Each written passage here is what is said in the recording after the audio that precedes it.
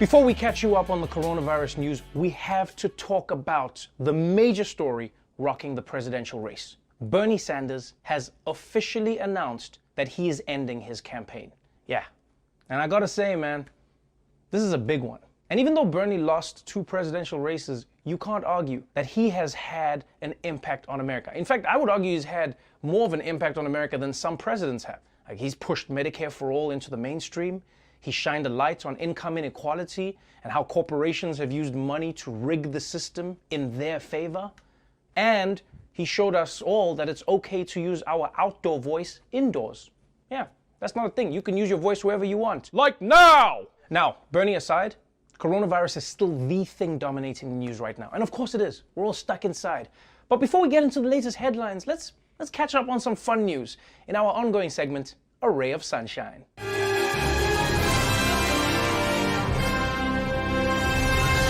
All right, in our first bit of good news, Jack Dorsey, the founder of Twitter and world's richest barista, has announced that he will be donating $1 billion to help fight the coronavirus. That's 28% of his wealth.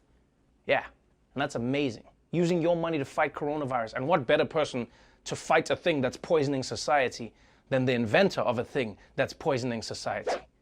Now, I'm just being a hater, man. This is incredible. Like, for real. It's incredible because it's generous. It's a powerful gesture at a moment like this. And it's also throwing shade, so much shade, at Mark Zuckerberg and Jeff Bezos. Because they also donated money, but they donated way, way less than Dorsey. And they've got way, way more money than Dorsey. Right? He donated like 30% of his net worth, and they donated less than 0.5% of their net worth. It's like if the check at a restaurant came and everyone else tips $5 and then you buy the waiter a Lamborghini. That's basically what Dorsey did right here. Yeah. Thanks, the service was great. Oh, my friends? Yeah, they're just cheap bitches. You know how it is. Now look, not everyone has $1 billion, which is why people around the world have found all sorts of ways to try and stop the spread of this disease.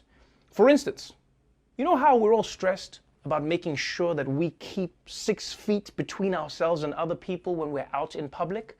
Well, some amateur inventors have come up with their own novel solutions. This man's wacky social distancing device is going viral. He designed this contraption out of tent poles and duct tape in order to know exactly how far away 6 feet is. Okay, that is a super smart idea.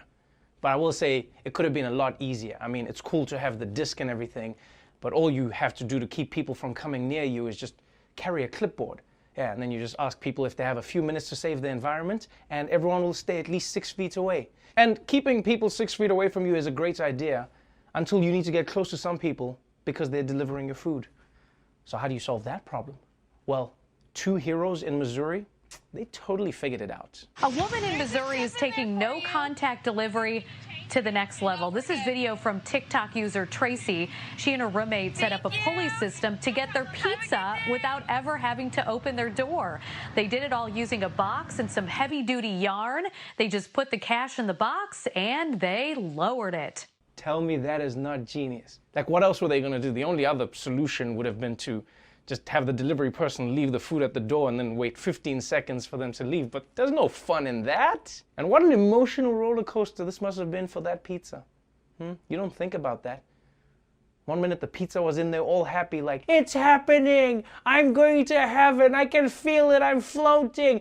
No! Why is she eating me? Ah, this is the bad place! Now I know what you're thinking. Trevor, how am I going to work off all of this pizza that I keep ordering at home if I can't get to the gym? Well, here's a question. Why make it to the gym when you can have the gym make it to you? One man not letting his gym closing down keep him from getting in a good workout, so he turned to nature. Yeah, Zachary Skidmore got a chainsaw out and went to work, built himself what he's calling the lumberjack gym out of logs from his farm. The lumberjack gym includes a bench press, squat rack, leg press, dumbbells, yes, even a treadmill, and it's all made out of wood. That is impressive. Because if I built a gym out of a forest, I wouldn't have energy to work out because I just built a gym out of a forest. And this guy's attention to detail is truly impressive. Did you see all the pieces? He's got the bench, he's got the leg press, he's got the squat machine, he's got everything you would find in the gym. Yeah, he even made the old man in the locker room who refuses to cover up his balls. Yeah, that was really intricate. Like the detail around the testicles, that's a lot of wood chipping right there, my friends. Also, this is a great idea until the animals discover this forest gym, because our one saving grace as humans is that animals don't really work out. Can you imagine when the bears discover this and get jacked? It's over for us. All right, that's it for the good news. Let's get into the big story of the day. Let's talk about black people. They're like white people, but with seasoning. In America, black people have had a long history of getting the short end of the stick. From slavery to Jim Crow to the criminal justice system to the sunken place. But when it came to the coronavirus, it seemed like for once, black people were catching a break. A lot of these viruses were immune to. Yeah. Because our skin is radiant and our skin comes from the sun. Mm-hmm. That is our superpower, melanin. Black people, we will not get the coronavirus because we got a little thing in our body where we call the melanin. Minorities can't catch it. We straight. Say that one more time. Minorities can't catch it. Minorities can't catch coronavirus. No. Why do you say? Why do you believe that? Name one. I don't know, but it could happen. Name one, though. It could happen. Name one of us. Yeah, when this whole pandemic was just kicking off, many people thought coronavirus was something that just didn't involve black people. Sort of like tennis elbow or Tiger King. Very quickly, we've come to learn that not only can black people get coronavirus, it turns out that black people are being hit harder than anyone else in America right now.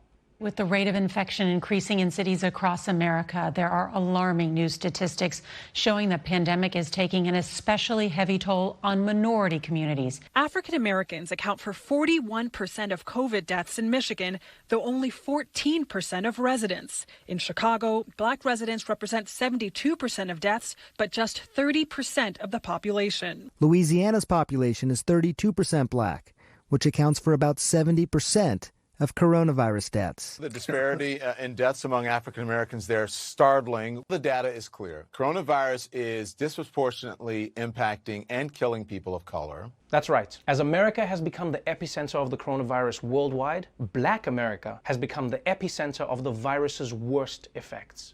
And this has become such a major problem that even President Trump has taken notice. In the U.S., African Americans are dying at a much higher rate from COVID-19 than other groups.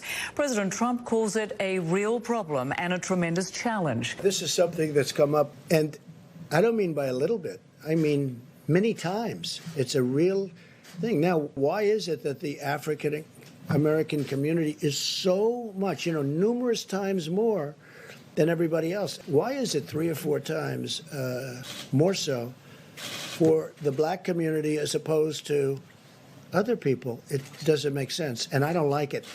And we're going to have statistics over the next probably 2 to 3 days. It almost sounds like Trump is jealous that black people get coronavirus more than anyone else, just because of the way he said it. How come black people are getting it and not me? What do they have that I don't have? Is it swag? Is that what it is? Is it caused by swag? No, but look, obviously I'm joking. I'm totally joking, man. If anything, it's refreshing. It's honestly refreshing to see President Trump so concerned about the black community. But when he says it doesn't make sense that coronavirus is hitting black Americans the hardest, it's actually the opposite, right? Because when you look at the systemic and socioeconomic factors facing black people in America, it makes complete sense. You see, overall, black people are less likely to have health insurance. Black people are more likely to have pre-existing conditions like asthma and diabetes, and those things make coronavirus more lethal. Black people are also more likely to be in service jobs where you can't work from home and you have to come into contact with lots of people every day. And of course, there's always just straight up racism that affects black people as well. For example, one study has found that black people have been less likely to be offered a coronavirus test by their doctor, even if they're exhibiting the same symptoms as white patients. Yeah. So while almost every industry around the world is shut down, it looks like racism is still considered an essential service. And racism is even affecting whether or not black people can protect themselves and cover their faces when they go outside. Jody Armour is a law professor at USC Law School. He and other academics believe wearing masks can pose a problem for people of color. The fear of being mistaken for a dangerous criminal may be greater than the fear of contracting COVID-19. Wearing protective masks while black is a concern just like driving while black is. This officer right here behind us, he just followed us from outside, told us that we cannot wear masks. There's a presidential order, there's a state order, and he's following us right now to the store. We're being asked to leave for being safe. Come on, man, this is some bullshit. If black people don't wear a mask in public, what's gonna happen? People are gonna say they're endangering public health. But then if black people do wear masks, then they're treated like they're preparing for a mission in Red Dead Redemption or something. Like, what do you expect black people to do? At this point, the only safe way for black people to cover their faces in public is to try and disguise themselves as a white person. And I'm not talking about code switching.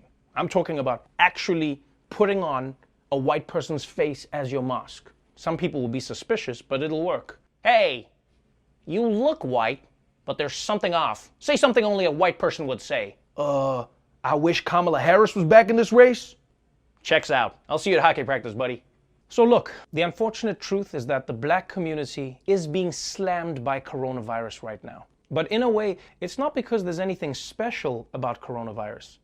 It's because any widespread crisis in America is bound to hit the most vulnerable and disadvantaged groups the hardest. And yes, I know this is depressing, especially right now. I mean, you don't want to deal with coronavirus and racism at the same time. It's like two Marvel villains coming into one movie. We don't have enough heroes. What we do have is real-life black people showing how resilient they are. And one of the videos that gave me the most joy is this viral video of a group of black people throwing a social distancing block party that, I won't lie, brought me a little bit of joy. What